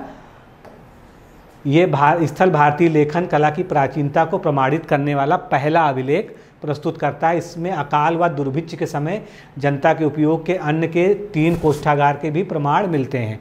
उसके अलावा जमदग्नि ऋषि का आश्रम उत्तर प्रदेश के गाजीपुर में जमानिया में स्थित था। जमानिया नामक कोई स्थान होगा। ऐसा माना जाता है कि ऋषि जमदग्नि अपनी पत्नी रेणुका के साथ यहाँ रहे और गंगा नदी के तट पर स्थित जमदग्नि ऋषि के आश्रम प्रसिद्ध कामधेनु गाय से भी जुड़ा है, जैसा कि पौराणिक कथाओं में आता है। प्रयागराज में जो स्तंभ अभिलेख प्राप्त हुआ है उस पर समुद्रगुप्त और जहांगीर के अभिलेख मिलते हैं। आगे बढ़ते हैं। अब हमने हिस्ट्री वाला पार्ट कवर कर लिया है। उत्तर प्रदेश की कला और संस्कृति पे हम चर्चा स्टार्ट करते हैं। तो उत्तर प्रदेश चूँकि सांस्कृतिक रूप से और ऐतिहासिक रूप से बहुत ही बड़ी विरासत रखता है, इसीलिए जो है यहाँ पर संस्कृति और कला दोनों ही बहुत ही विविधतापूर्ण है और ये कला और संस्कृति का एक बड़ा जो है संगम के रूप में रहा है। यहाँ पर अगर सांस्कृतिक परिधि की बात करें तो यहाँ पर ब्रज क्षेत्र है, अवध है, भोजपुरी प्रदेश है, बुंदेलखंड है, रुहेलखंड है, बघेलखंड है। तो ये सभी सांस्कृतिक भौगोलिक स्थितियाँ यहाँ पर एरिया हैं। इन क्षेत्रों में पुरातात्विक, ऐतिहासिक, कलात्मक गतिविधियाँ, अभिलेखीकरण, प्रमाणीकरण अध्ययन हेतु 1957 में संस्कृति विभाग की उत्तर प्रदेश में स्थापना की गई थी। चित्रकला की बात करें तो उत्तर प्रदेश में चित्रकला एक विशिष्ट स्थान रखती है और काफ़ी पुरानी है। मिर्ज़ापुर की अभी हमने बात की कि मिर्ज़ापुर में तीनों कालों के यानी पाषाण काल के जो 3 विभाजन होते हैं तीनों के हमको प्रमाण मिले हैं। तो मिर्ज़ापुर की जो लिखनिया दरी है जहाँ पर एक प्रसिद्ध जो है झरना झील भी है और सोनभद्र के जो शैलाश्रय हैं, होशंगाबाद और मनिकापुर आदि की पर्वत श्रेणियाँ हैं, गुफाओं में चित्रकलाएँ प्राप्त हुई हैं। ये सिद्ध करते हैं कि राज्य की में जो है कि जो अतीत की कला थी वो बहुत पुरानी भी है और बहुत ही यूनिक भी है। मध्यकाल में प्रदेश की प्रमुख चित्रकला जो है मुग़ल शैली हो गई, जो कि आगरा शैली थी, जिसकी नींव हुमायूं के द्वारा रखी गई। अकबर ने भी चित्रकारी के लिए एक अलग विभाग स्थापित किया था। इस समय ये क्वेश्चन आ चुका है, इसके प्रमुख चित्रकार कौन थे? दशवंत, बसावन, महेश, लाल मुकुंद और सावल दास ही जो है मुख्य चित्रकार थे। जहांगीर के समय में मुग़ल चित्रकला का स्वर्ण युग कहलाता है, क्योंकि वो बहुत इंटरेस्ट लेता था कला में। तो इसके द्वारा आगरा में एक चित्रशाला का भी निर्माण कराया गया था। अब ये जो शैलियों की हमने चर्चा की, इस पर थोड़ा सा जो है प्रकाश डाल लेते हैं। जैसे मथुरा और ब्रज शैली, तो मथुरा और ब्रज शैली का एक आप एग्जाम्पल यहाँ पर देख रहे हैं। मथुरा और ब्रज शैली एक्चुअल में क्या है? भक्ति से ओतप्रोत शैली है और इसमें प्रकृति, प्रेम एवं भावनात्मक अभिव्यक्ति की जीवंतता जो है दिखाई देती है। मथुरा कला शैली का उद्भव संभवतः ईसवा पूर्व प्रथम शताब्दी के अंत में कुषाण काल में हुआ था और कनिष्क, हुविस्क, वासुदेव काल जो उसी कुषाण काल के ही आगे का में जो है राजवंश है, मथुरा कला का सबसे ज़्यादा यहाँ पर विकास हुआ। और अभी हमने जब जैन धर्म पढ़ा था तो उसमें हमने बात की थी कि मथुरा में जो है जैन धर्म का भी महत्वपूर्ण स्थान है और जो जैन कला जो है वो मथुरा की विशिष्ट शैली में चित्रित की जाती है। तो मथुरा का इस तरह से महत्व है। इसके बाद आगरा और मुग़ल शैली, तो मुग़ल शैली का जो उत्तर प्रदेश में प्रभाव पड़ा वो मुख्य रूप से उसको हम आगरा शैली कह सकते हैं। इसमें क्या है? इसमें मुख्य रूप से दरबार को दिखाया जाता था, राजाओं को दिखाया जाता था, क्योंकि ये मुस्लिम, भारतीय, फारसी तीनों ही शैलियों का सम्मिश्रण होता था। कौन कौन सी? भारतीय, फारसी और मुस्लिम शैली का होता था। अकबर के शासनकाल में लघु चित्रकारी के क्षेत्र में भारत में एक नए युग की सूत्रपात हुआ था। तो इस तरह की जो है जो पेंटिंग्स या चित्रकला बनती थी, ये जो है आपने बहुत सारे देखे भी होंगी। अकबर के काल में एक उत्कृष्ट कृति हम जानामाया दस्ताने अमीर हमजा, ये मुग़ल चित्रकला नाटकीय कौशल और तूलिका के गहरेपन के लिए विख्यात है। जहांगीर खुद भी जो है ऐसा बताया जाता है कि एक अच्छा चित्रकार था और अपने चित्रकारों को छवि चित्रों और दरबारी दृश्यों को बनाने के लिए काफ़ी प्रोत्साहित करता। मुग़ल जो आर्किटेक्ट तो अलग चीज़ है, अगर केवल हम चित्रकला की बात करें तो उसमें दरबार का जो है बहुत ज़्यादा चित्रण किया गया है कि मुग़ल के जो है जो बैठे हैं प्रशासक, ऊपर गद्दी पे बैठे हैं, उनका दरबार ऐसे दिख रहा है। मतलब कुल मिला के दरबार की भव्यता को बहुत ज़्यादा इसमें दिखाया गया था। उस्ताद मंसूर, अब्दुल हसन, बिशनदास जो है जहांगीर के चित्रकार मतलब दरबार में अच्छे चित्रकार थे। शाहजहाँ के काल में चित्रकारी के क्षेत्र में कोई ज़्यादा कार्य नहीं हुआ, क्योंकि वह स्थापत्य व वास्तुकला में ज़्यादा रुचि रखता था। फिर उत्तर प्रदेश की एक शैली है प्रमुख, बुंदेली शैली। इसको हम बुंदेली कलम शैली या बुंदेली कलम चित्रकला शैली भी कहते हैं। तो ये पेंटिंग्स देख के आप समझ गए होंगे। इसमें क्या होता था? ब्रश स्ट्रोक्स का जो है बहुत ज़्यादा काम होता है। इसमें जो है पहले पीछे का बैकग्राउंड बना लिया जाता था, फिर उसमें जो है रंगों के माध्यम से और ब्रश की जो है स्ट्रोक्स, मतलब ब्रश को जो है इस तरह से हल्का सा टच कर करके जो है ये चित्रकला बनाई थी। तो ब्रश जो है ब्रश स्ट्रोक्स जो है इसमें बहुत ही मायने रखते हैं। तो और इसमें जो है पशु पक्षियों का चित्रण, पौराणिक कथाओं का चित्रण, भगवान कृष्ण से जुड़े, भगवान महाभारत से जुड़े, रामायण से जुड़े जो है दृश्यों का किया जाता है। और इसे बुंदेली स्कूल ऑफ पेंटिंग्स के नाम से भी जाना जाता है। फिर आते हैं हम कंदरा शैली। कंदरा का मतलब गुफाएं। तो गुफाओं में खासकर जो मिर्ज़ापुर की गुफाएं हैं, मिर्ज़ापुर और आसपास की, उसमें से कुछ उदाहरण मैं आपको दिखा रहा हूँ। एक रिसर्च पेपर से ये जो है लिया गया है। तो उसमें जो है इस तरह से अब जो है चूँकि ये पाषाण कालीन भी है, उसके बाद मध्य पाषाण काल, नव पाषाण काल, सभी कालों के जो है इसमें आपको प्रमाण मिलते हैं। तो इसमें मुख्यतः क्या होता था, शिकार के दृश्य दिखाए जाते थे। और उसमें देखिए एक जानवर बना है, उसको सभी लोग घेर के किस तरह से मार रहे हैं। तो इस तरह की अंदर जो है भित्ति चित्र, यानी जो दीवार पे जो है पेंटिंग्स बनाई गई आदिम मानव द्वारा विभिन्न कालों में, वो सभी जो है यहाँ पर मिलता है। उसके बाद जो है कुछ और चित्रकला से संबंधित जो है, अकबर के दरबार में 6 प्रमुख चित्रकार थे और वो सभी गुजराती थे। इसी कारण मुग़ल शैली में गुजराती सम्मिश्रण देखने को मिलता है। तो ये भी एक एस्पेक्ट है इसका। मुग़ल काल में जो सभी चित्र होते थे वो सूती कपड़े या मोटे कागज़ और खनिज तथा वनस्पतियों से बने रंगों का इस्तेमाल होता था। जहांगीर के शासनकाल में सबसे ज़्यादा चित्रकारी शिकार पर की गई। शिकार करने के मध्यकालीन चित्रों में रात्रि को चिन्हित करने के लिए चांदी और सुबह को चित्र करने के लिए सोने के अस्तर या सोने की जो है परत, बारीक परत का प्रयोग किया जाता था। मथुरा में पाए गए चित्रों में राजपूत शैली का प्रभाव स्पष्ट दिखता है और इस शैली में प्रेम व प्रकृति को जो है प्रमुखता से दर्शाया गया है।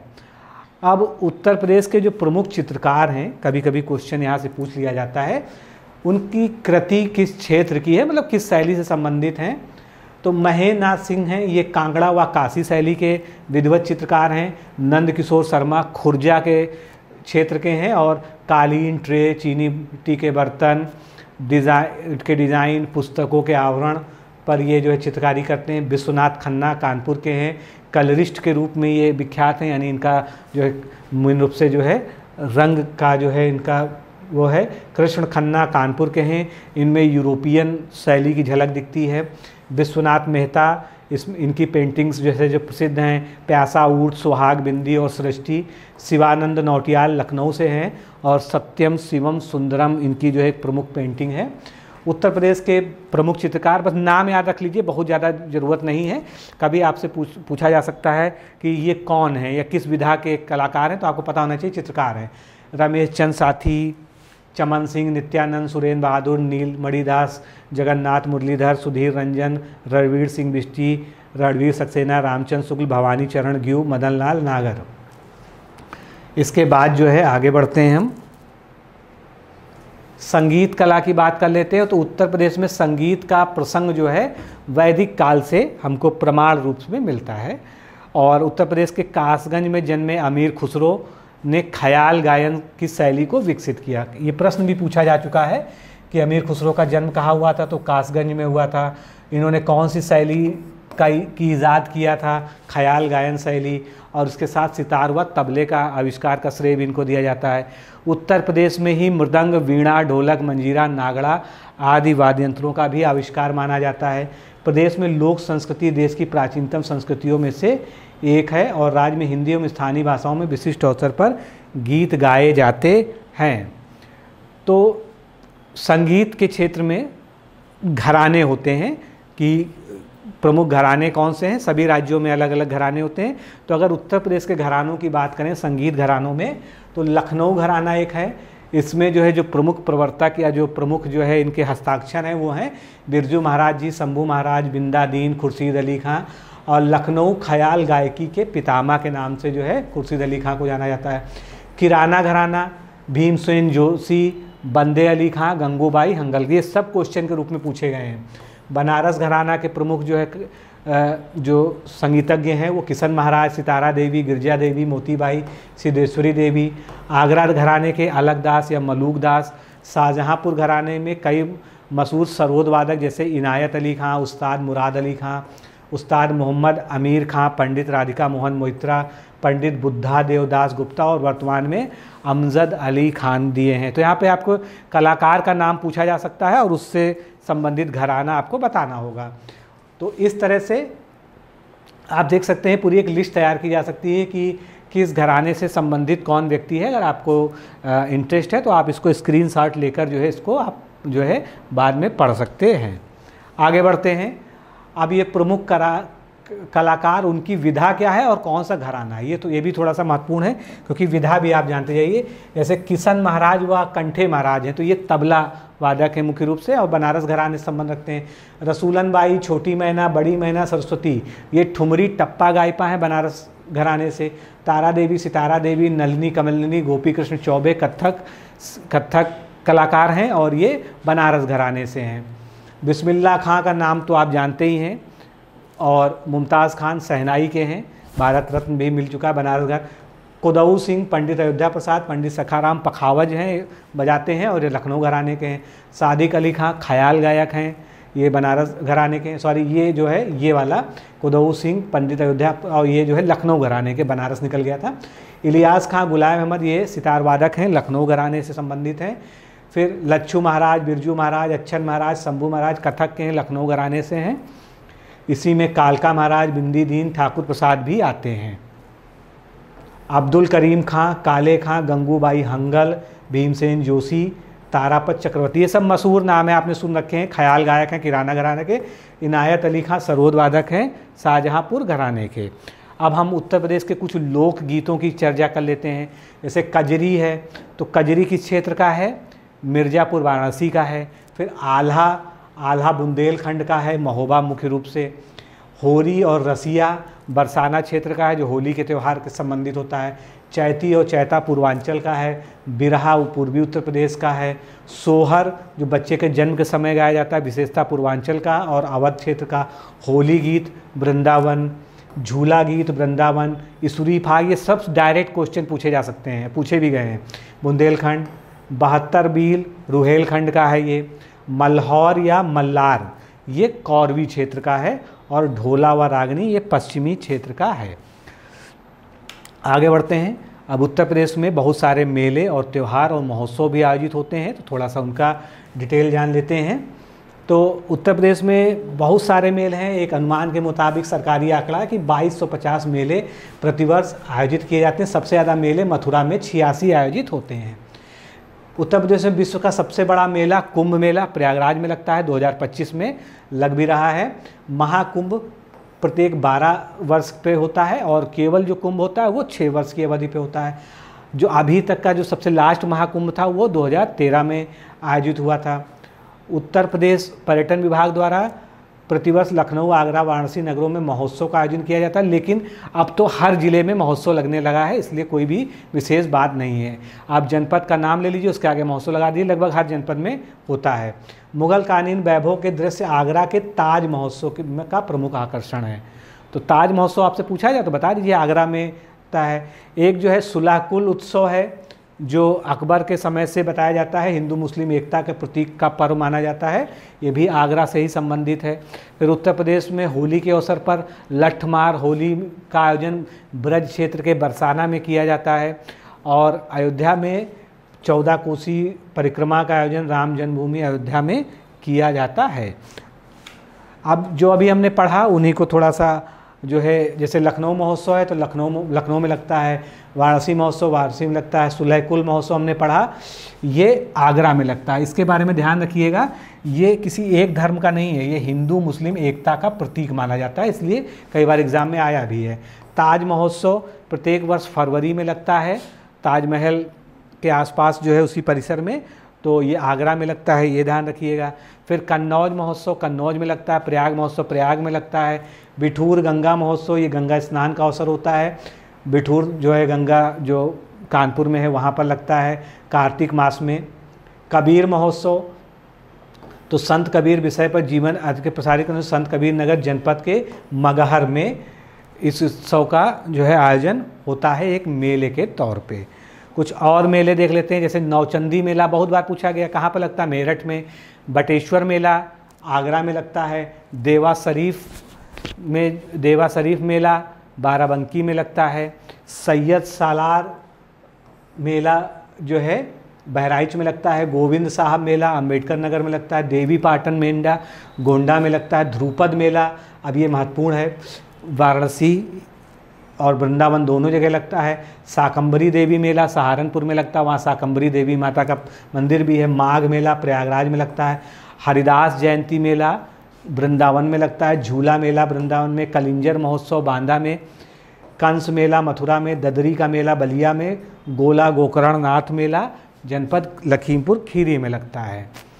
इसके बाद कुछ और मेले देख लेते हैं उत्तर प्रदेश से महत्वपूर्ण, जो उनकी उत्तर प्रदेश पर्यटन की वेबसाइट से प्रदर्शित हैं क्योंकि महत्वपूर्ण है। मकर संक्रांति या खिचड़ी मेला लगता है गोरखनाथ मंदिर में जो है गोरखपुर में। कुंभ मेला हर 12वें वर्ष लगता है प्रयागराज में। वार्षिक बाघ मेला भी लगता है वहाँ पर। ध्रुपद मेला हमने बात की, कुछ रिपीट भी होंगे लेकिन ठीक है, आपको उससे याद भी होता जाएगा। लठमार होली खेली जाती है कहाँ पर? ब्रज बरसाना नंदगांव में। रामायण मेला कहाँ लगता है? चित्रकूट में लगता है। नौचंदी मेला मेरठ में लगता है। नवरात्र मेला तुलसीपुर बरलाम, हो सकता है नवरात्र मेला कई और जिलों में लगता है, लेकिन जो उत्तर प्रदेश सरकार द्वारा रिकॉग्नाइज्ड है वो नवरात्र मेला तुलसीपुर बलरामपुर में लगता है। जिदा शाह मदर का उर्स ये माकनपुर में लगता है। ईसाई मेला बेगम समरू बैसिलिका चर्च जो कि सरधना मेरठ में वहाँ पर लगता है। इसके बाद एक नवरात्र मेला देखिए और आ गया, ये विंध्याचल मिर्ज़ापुर में लगता है। रामनवमी का पर्व वैसे तो पूरे देश में और उत्तर प्रदेश में विशेषकर हर जगह मनाया जाता है, लेकिन अयोध्या में विशेष रूप से उल्लेखनीय है। संकट मोचन संगीत समारोह वाराणसी में। उसके बाद जो है गणगौर मेला ये गोकुलपुरा मोती कटरा आगरा में लगता है। तरकुलहा मेला ये तरकुलहा देवी का मंदिर है गोरखपुर में। कैलाश मेला आगरा में। श्रावण झूला मेला अयोध्या में लगता है, श्रावण मतलब सावन। जल विहार महोत्सव मऊपुर रानी झांसी। और श्री कृष्ण जन्माष्टमी मुख्य रूप से ब्रज क्षेत्र मथुरा नंदगांव में मनाई जाती है। राम बारात उत्सव निकाला या मेला कह लीजिए आगरा में। मटकी लीला ब्रज बरसाना दशहरा रामदल प्रयागराज में। ये सब ऐसे नाम हैं जो आप सुनेंगे तुरंत आपको याद आ जाएगा, इसमें कोई ऐसा बहुत ज़्यादा टेक्निकल वो नहीं है। रामलीला अगर सबसे ज़्यादा मशहूर जो है वो रामनगर वाराणसी की है। नकटैया मेला ये चेतगंज वाराणसी का। पशु मेला बटेश्वर में। पशु मेला अब हर ज़िले में मतलब कई ज़िलों में लगता है, लेकिन जो सबसे मशहूर है वो पशु मेला बटेश्वर आगरा का है। आगे बढ़ते हैं किछौछा शरीफ ये अम्बेडकर नगर में है। देवा मेला देवा शरीफ जो है जो मज़ार है बाराबंकी में। गढ़ गंगा मेला गढ़ मुक्तेश्वर में।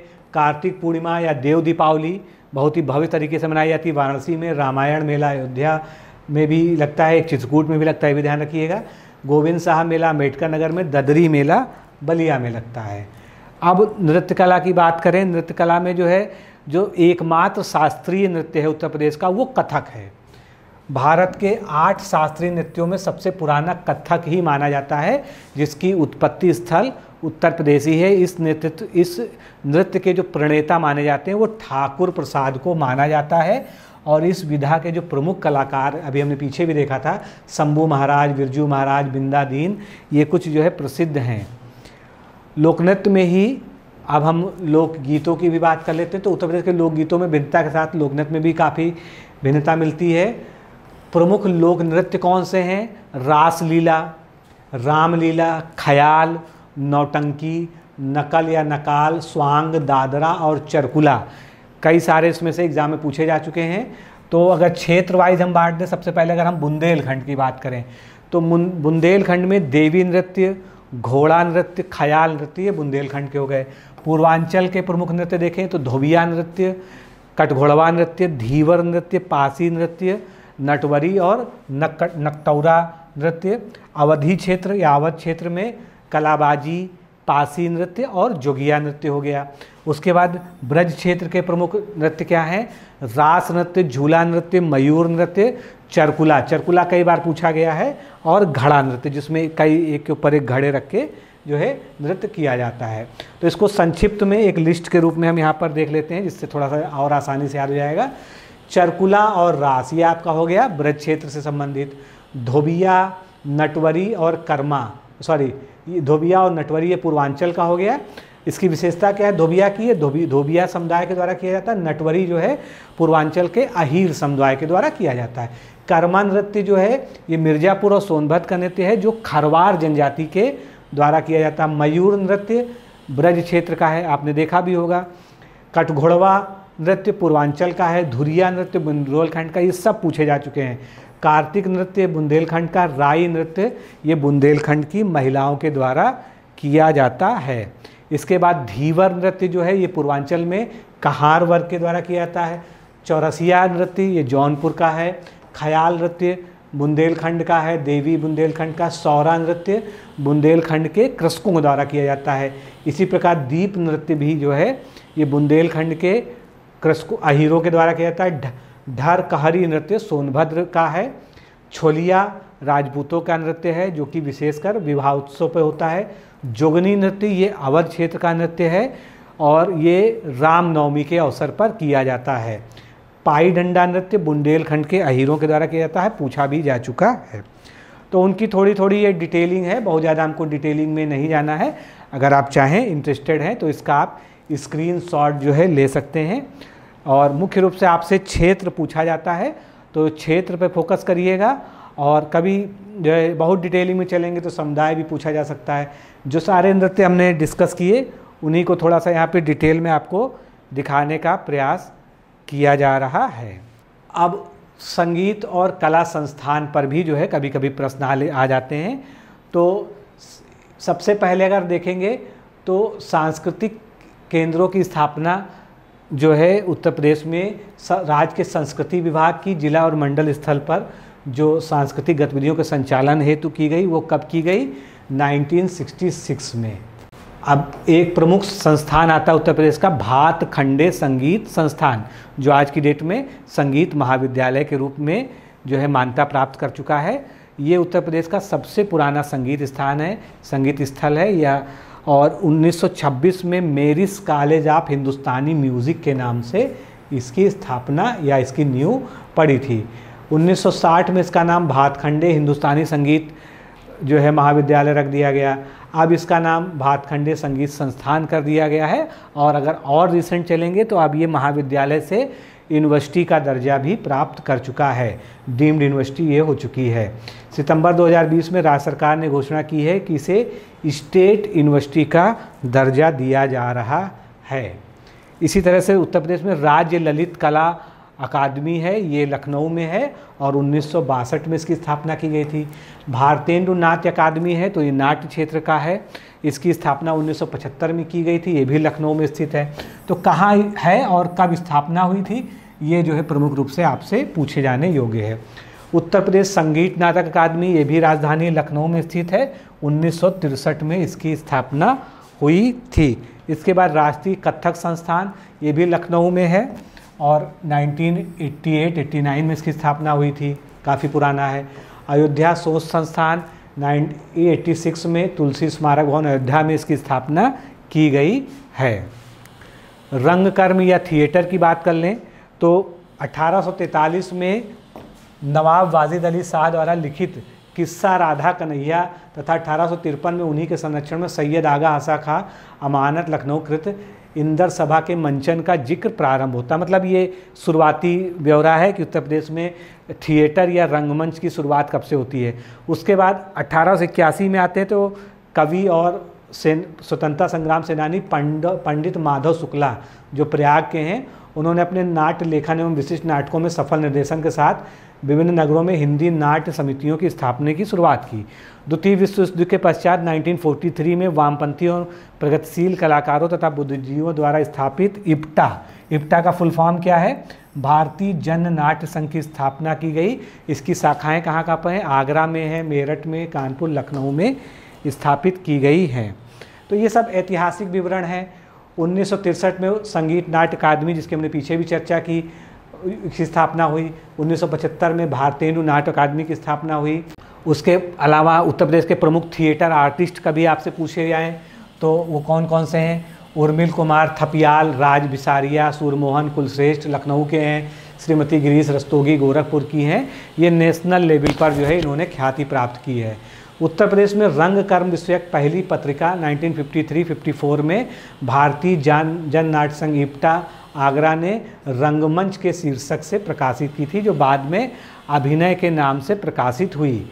जुलाई 1970 से उत्तर प्रदेश संगीत नाट्य अकादमी ने प्रदर्शनकारी कलाओं को समर्पित त्रैमासिक पत्रिका एक है, जिसका नाम याद रख लीजिएगा, छाया नट, इसका प्रकाशन किया, जो अभी भी प्रकाशित होती है। तो अगर आपसे मोटा मोटा पूछा जाए कि उत्तर प्रदेश में प्रमुख नाट्य संस्थाएं कौन सी हैं, तो एक बार उनके स्थल याद कर लीजिए रिपीट करने के तौर पर। भारतीय जन नाट्य संघ कहाँ पर है? आगरा में है। साधना नाट्य कला केंद्र कहाँ पर है? गाजियाबाद में है। यायावर कहाँ पर है? लखनऊ में है। नेहरू बाल भवन कहाँ है? प्रयागराज में है। अभिनव ज्योति कहाँ पर है? ये वाराणसी में है। स्वास्तिक मथुरा में है। रूपांतर गोरखपुर में है। श्री नाट्यम वाराणसी में है। और मध्यम नाट्य संस्थान ये कहाँ पर है? गाजीपुर में है। अब अंतिम रूप से हम पढ़ेंगे उत्तर प्रदेश के प्रमुख संग्रहालय।